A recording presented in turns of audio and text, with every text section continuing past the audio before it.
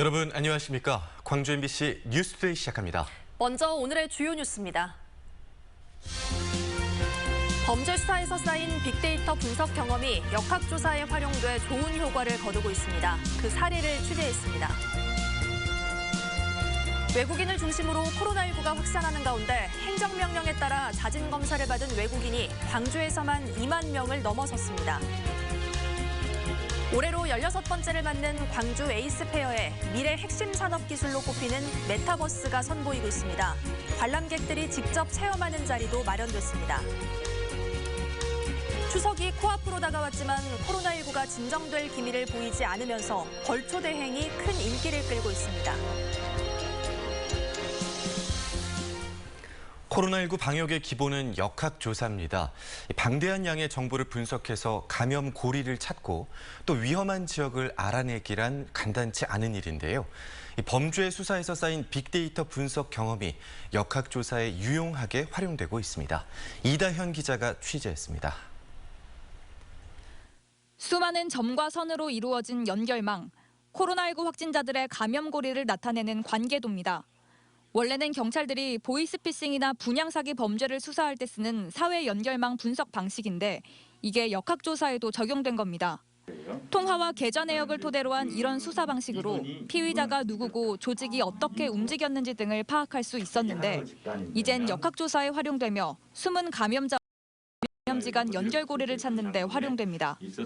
특히 지난해 금양 오피스텔 방문 판매 관련 집단 감염이 대전시와 연관됐다는 것을 밝혀낸 것도 경찰 수사 방식이 접목된 덕입니다.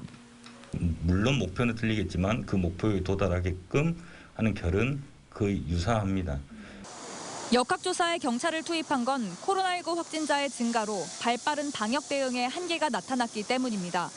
조사관들이 종이나 파워포인트에 그림을 그리고 엑셀 정보를 손으로 입력하는 방식의 역학조사가 질병청에 경찰을 파견하며 보다 더 과학적으로 진행됐습니다. 이렇게 질병청에 투입된 경찰관은 모두 7명입니다. 수사 경험이 있는 경찰이 심층 역학조사에 투입되니 면담 과정에서 일부 거짓말이 밝혀지기도 했습니다. 질병관리청에서 이제 확보하는 정보들이 다 파편적인 정보들입니다. 그걸 하나로 합히면 상당히 중요한 정보가 나오는데 그래서 이제 그런 부분들이 상당히 역학조사에 많이 도움이 됐다. 고강도 거리두기가 이어지지만 코로나 확산세는 좀처럼 꺾이지 않는 상황. 늘어나는 확진자만큼 신속하고 정확한 역학조사에 대한 필요성도 높아지고 있어 이런 전문 인력의 동원이 더욱 확대될 필요가 있는 상황입니다. MBC 뉴스 이다현입니다. 광주에서 외국인을 중심으로 코로나19가 확산되는 가운데 행정명령에 따른 자진 검사자가 2만 명을 넘었습니다. 광주시에 따르면 외국인 고용 사업장에 대한 진단검사 행정명령이 발동된 뒤 지금까지 2만 700여 명이 자진 검사를 받았고 이 가운데 55명이 양성으로 판정됐습니다. 방역당국은 행정명령을 따르지 않을 경우 불이익을 받을 수 있다며 오늘까지 선별진료소에서 진단검사를 받을 것을 요구했습니다. 광주시의회 예산결산특별위원회가 광주시가 제출한 2차 추가 경정 예산안 6,232억 원을 심의 의결했다고 밝혔습니다. 이번 추경은 코로나 상생 국민지원금과 접종센터 인건비 등 대부분 코로나19 지원에 쓰일 예정입니다. 추경안은 오늘 본회의에서 확정될 예정입니다. 정의당 강은미 의원이 국회 예결위에서 광주시 의료원의 조속한 설립을 위해 예비 타당성 조사를 면제할 것을 요구했습니다. 강은미 의원은 긴급 재난 대응 체계 구축이 시급한 상황에서 수행 기간만 2년여 가까이 소요되는 예비 타당성 조사가 광주 의료원 조기 건립에 걸림돌이 되고 있다며 예타 면제를 위한 정부의 적극적인 역할을 촉구했습니다. 오늘은 가을비 소식이 들어있습니다. 남해상을 지나는 기압골의 영향으로 이미 해안 지역을 중심으로는 비가 내리고 있는 상태인데요. 비는 오전 중에 점차 광주와 전남 모든 지역으로 확대되겠고요. 오후 들어서야 점차 소강 상태를 보이겠습니다. 오늘 종일 예상되는 비의 양은 광주와 전남에 5에서 30mm 가량입니다. 비가 지나면서 날은 더 선선하겠습니다. 광주의 아침 기온 21도 안팎으로 아침 기온은 어제보다 3도가량 높게 시작했지만요. 한낮 기온 25도에 그치면서 어제보다 3, 4도가량 낮은 기온 예상됩니다. 날씨 정보였습니다. 올해로 16번째를 받는 문화 콘텐츠 박람회 광주 에이스 페어가 개막했습니다. 미래 핵심 산업 기술로 꼽히는 메타버스를 선보이고 관람객이 직접 체험하는 자리도 마련됐습니다. 우종훈 기자가 취재했습니다. 가수와 백댄서들이 가상 무대에 오릅니다. 공연을 보기 위해 공연장을 찾은 관객들도 속속 무대 아래에 모입니다. 코로나19로 만날 수 없었던 가수와 팬들이 비대면 상태에서 음악으로 교감합니다. 현실 세계와 동일한 사회문화 활동이 가상에서 이루어지는 메타버스 기술로 인한 변화입니다. 추상적으로 느껴지던 것들이 여기서 직접 체험도 하고 보면서 되게 저희 생활이랑 많이 가까워졌다는 생각이 들고요. 가상 공간에서 현실의 가수가 공연을 했다면 이번엔 현실 공간에 가상 사물이 옮겨집니다. 메타버스 장비를 쓰자 눈앞에 가상의 세계가 펼쳐지고 가상의 사물인 지구를 내 손으로 밀었다 당겼다 옮길 수 있습니다. 안경에 문자 메시지가 보인다든지 이런 식으로도 무궁무진하게 사용이 가능하고 제일 중요한 거는 시각 정보를 준다는 게 가장 특징이에요. 올해로 16번째를 맞은 2021 광주 에이스 페어가 개막했습니다. 이번 에이스 페어에는 다양한 국적의 340여 개 업체들의 최신 문화 콘텐츠가 소개됩니다. 특히 메타버스 그 이상의 콘텐츠를 주제로 열린 이번 전시회에선 가상 미술관 방문, 가상 유명인 등 다양한 메타버스 기술이 선보여졌습니다. 국내 최고의 전시회로 개최가 되고 있고요. 메타버스 기술을 현장에서 실제 체험할 수 있는 국내 최초의 전시회가 되겠습니다. 문화 콘텐츠 사업의 지금과 미래를 보여주는 광주 에이스 페어는 오는 12일까지 김대중 컨벤션 센터에서 계속됩니다. MBC 뉴스 우종훈입니다. 7090 향수를 거리로 소환한 광주 추억의 춘장축제가 2년 만에 돌아옵니다. 광주 동구는 코로나19 확산으로 지난해 취소한 추억의 춘장축제를 올해는 비대면 병행 방식으로 개최한다고 밝혔습니다. 18회째를 맞는 추억의 춘장축제는 오는 11월 3일부터 닷새 동안 5.18 민주광장과 전일빌딩 2, 4호 등 동구 일대에서 힐링 예스 춘장축제라는 주제로 방역 지침을 준수하며 관람 인원을 제한해 펼쳐질 예정입니다. 광주 전남 지역 대학 총장과 국회의원 등이 참여한 한국에너지공대 설립 범시도민 지원위원회가 전남도청에서 보고대회를 열고 한국에너지공대의 성공 개교와 세계 10위권 공대 육성을 위한 뜻을 모았습니다. 내년 3월 개교하는 한국에너지공대는 전남도와 중앙정부, 에너지 공기업 한전이 함께 만드는 전국 최초 공공형 특수대학으로 재학생 모두에게 등록금과 기숙사비를 전액 지원하는 등 국내 최고 수준의 장학 제도를 운영할 계획입니다. 지난해 8월 발생한 섬진강 수해는 부족한 홍수 조절량과 댐 운영 미흡 등이 근본 원인이라는 분석 결과가 나왔습니다. 전라남도는 자체 분석 결과 지난해 8월 수해 기간 섬진강 댐 방류량이 평소에 9.4배나 증가하는 등 댐 운영이 미흡해 홍수 조절에 실패한 것으로 보고 국가 차원의 피해액 전액 보상을 환경부와 중앙환경분쟁조정위원회에 건의할 계획입니다. 산업재해를 한 번이라도 겪고 나면 극심한 트라우마 때문에 일상생활로 돌아가기가 쉽지가 않습니다. 직접 당사자가 아니더라도 고통에 시달리는 건 마찬가지인데요. 이 외상 후 스트레스 장애로 산재를 인정받는 확률이 전체의 1%도 되지 않는다고 합니다. 조희원 기자가 허술한 산재 보상 제도를 점검해봤습니다. 여수시 환경미화원으로 일하고 있는 김승남 씨는 매년 1월이 되면 간헐적인 흉통에 시달립니다. 지난 2013년 2월 함께 일하던 동료 A씨가 앞차기에 끼어 숨지는 사고가 난 이후부터 시작된 증상입니다. 1월 말이 되잖아요. 가슴이 쪼여가 아파요. 2월 달 되면은 막 답답해서 막 숨 쉬기가 힘들 정도로 막 그래요. 아, 왔구나.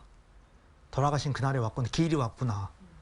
청소차 내부를 정리하는 마무리 작업을 하던 도중 일어난 끔찍한 사고였습니다.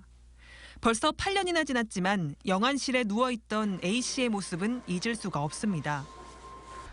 눈을 감지를 않고 있어서 눈을 감기려고 이렇게 하는데 안 감겨지더라고요. 근데 결국은 이제 의사 선생님께서 오셔가지고 눈을 마사지해서 감겨주시는데 그 장면이 아직까지도 생생을 해요. 전형적인 PTSD, 외상 후 스트레스 장애 증상이지만 회사에 치료비를 청구할 생각조차 하지 못했습니다. 산재 인정을 받는 과정이 험난하다는 것을 알기 때문입니다. 지난해 근로복지공단에 접수된 전국 산재 신청 건수는 모두 12만 4천여 건으로 이 중 11만 3천여 건이 산재 인정을 받아 90% 이상의 승인율을 보였습니다. 하지만 유형별로는 크게 달랐습니다. 업무상 사고인 경우에는 승인율이 높았지만 질병의 경우 인정을 받지 못하는 경우가 많았습니다. 뇌, 심혈관 질환의 경우 37%밖에 승인을 받지 못했고 암이나 근골격계 질환은 60%대, 정신질환의 경우에도 70%대에 머물렀습니다. 거의 대부분 승인된다라고 보시면 될 것 같은데요. 업무상 질병 같은 경우에는 그 업무랑 해당 상병 간의 인과관계를 의학적, 과학적인 판단에 의해서 승인 여부를 결정하기 때문에 그 승인율이 상대적으로 되게 낮게 특히 업무상 질병 유형 중에서도 PTSD로 산재 신청을 해 인정을 받은 경우는 전체 산재 승인 건수의 0.03% 정도에 그치고 있습니다. 이처럼 신청을 해도 인정을 받지 못하니 공상 처리를 하자는 회사의 제안을 받아들이는 게 차라리 현실적이라는 인식이 높습니다. 노동자를 보호하기 위한 제도적 장치가 현장에서는 무용지물이 된 겁니다. 책임을 부담하게 되는 거에 대해서 부담을 굉장히 크게 하기 때문에 웬만한 경우에는 치료비 얼마 줄게 이걸로 마무리하자라고 공상 제안이 많이 들어와요.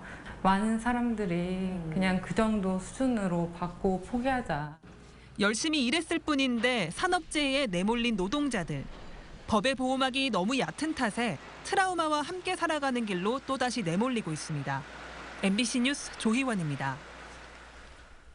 광주 지역 요양보호사들이 수가를 밑도는 평균 임금 실태를 비판하며 정부와 지자체의 요양기관 감독 강화를 촉구했습니다. 전국 요양서비스노조 광주지부는 기자회견을 열고 전국 요양보호사들의 임금 명세서를 분석한 결과 수가보다 평균 34만 원을 적게 받고 있는 것으로 확인됐다며 현실에 맞게 인건비를 조정할 것을 정부에 촉구했습니다. 또 노조는 지자체가 감독 권한이 있지만 관리 감독을 하지 않고 있다며 장기 요양제도 개선 등 요양기관에 대한 관리 책임을 다하라고 주장했습니다. 학교 비정규직 노조가 사립학교 비정규직을 광주시 교육청이 위탁 채용할 것을 촉구했습니다. 전국 학교 비정규직 노조 광주지부는 공립학교와 달리 사립학교 급식 노동자들은 같은 일을 해도 비정규직이어서 고용 불안에 놓여 잦은 이직과 인력 부족이 계속된다며 광주시 교육청에 위탁 채용을 촉구했습니다. 또 노조는 지침에 따라 상시 지속 업무는 무기계약직으로 전환돼야 함에도 매해 신규 채용과 해고를 반복하는 사립학교에 대한 강제 조치도 하지 않고 있다고 교육청을 비판했습니다. 광주 북부경찰서가 후배를 마구 폭행해 다치게 한 혐의로 헬스장 업주 30대 A씨에 대해 구속영장을 신청했습니다. A씨는 지난달 1일 광주 북구에 위치한 자신의 헬스장에서 후배 트레이너 B씨를 아령 등 운동기구로 폭행해 전치 5주의 상해를 입힌 혐의 등을 받습니다. 경찰은 A씨는 후배인 B씨가 자신의 전 여자친구와 연락하고 만난다는 것에 격분해서 이 같은 일을 벌인 것으로 보고 정확한 사건 경위를 조사하고 있습니다.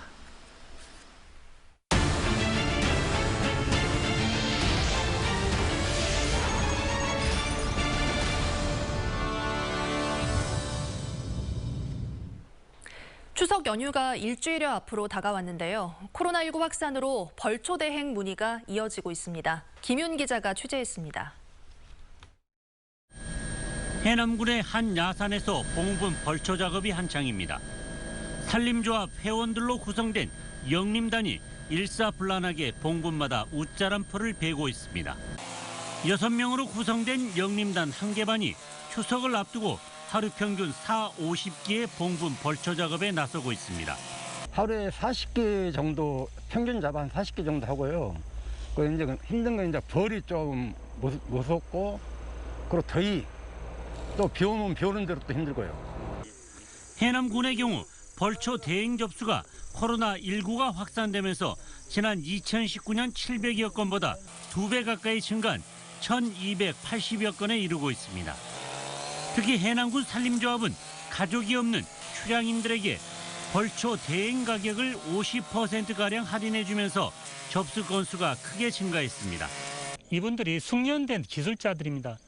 그리고 안전 교육을 철저히 받은 기술자들이므로 산림조합이 하는 게 사고나 그다음에 경비 면에서 훨씬 좋을 것이라고 생각됩니다. 민족 최대의 명절을 앞두고 각 지역 산림조합의 벌초 대행 작업은 오는 15일까지 이어질 것으로 보입니다. MBC 뉴스 김윤희입니다. 광양만에서는 가을 대표 어종인 전어잡이가 한창입니다. 전어 어획량도 평년 수준을 웃돌 것으로 예상돼 어민들의 얼굴엔 활기가 넘치고 있습니다. 김주희 기자의 보도입니다. 섬진강 550리 물길이 남해 바다와 만나는 곳 전남 광양만. 이른 새벽부터 어민들의 힘찬 그물질이 계속됩니다. 전어가 은빛 비늘을 반짝이며 그물에 잇따라 잡혀 올라옵니다. 광양만 일원에서는 요즘 가을 전어잡이가 본격적으로 시작됐습니다. 어선 한 척당 하루 전어 어획량은 평균 20에서 30kg. 평년 수준을 웃도는 어획량입니다. 올해 광양만 일원에서 어획되는 전어는 30여 톤에 이를 것으로 전망됩니다. 예, 도매가가 지금 9,000원요. 도매점으로 들어가거든요. 이게 고기를 이제 전어를 잡으면 안 잡혀서 그렇지 판매는 잘 돼요. 광양 망덕 전어는 섬진강과 광양만이 만나는 해역인 기수역의 빠른 물살 속에서 서식하면서 운동량이 많아 탄탄한 육질과 고소한 맛이 특징입니다. 여기 전어가 육질이 좋고 살이 쪄가지고 한번 고기 잡는 거 봤지만은 고기가 뭐 6, 7마리가 1kg 되니까 그렇게 고기가 품질이 좋습니다. 기름지고 맛이 좋아 값을 따지지 않고 산다 해서 이름 붙여진 전어. 남해안 전어가 가을에만 맛볼 수 있는 참맛을 선사하며 바다를 더욱 풍성하게 하고 있습니다. MBC 뉴스 김주입니다. 원아들이 부족한 병설 유치원에 대한 통폐합 작업이 추진됩니다. 광주시 교육청은 올해부터 전체 병설 유치원 124곳 가운데 12곳을 골라 4곳으로 통폐합하는 등 오는 2025년까지 병설 유치원 92곳을 선택해 36곳으로 통폐합하기로 했습니다. 광주 지역 신생아가 매년 1000여 명이 감소하면서 지난 2019년 75%였던 광주 지역의 병설 유치원 충원율은 올해는 55%에 그쳤습니다. 광주 송정역과 광산 IC를 잇는 사암로 일부 구간의 교차로 10곳에 스마트 교차로 시스템이 구축됩니다. 광주시는 한국판 뉴딜의 일환으로 국토부가 주관한 공모사업에 스마트 교차로 구축 사업이 최종 선정돼 국비 12억 원을 지원받게 됐다고 밝혔습니다. 스마트 교차로 시스템은 인공지능 카메라와 딥러닝 기술을 통해 차량 흐름을 분석한 뒤 실시간으로 최적의 교통 신호를 생성하는 시스템입니다.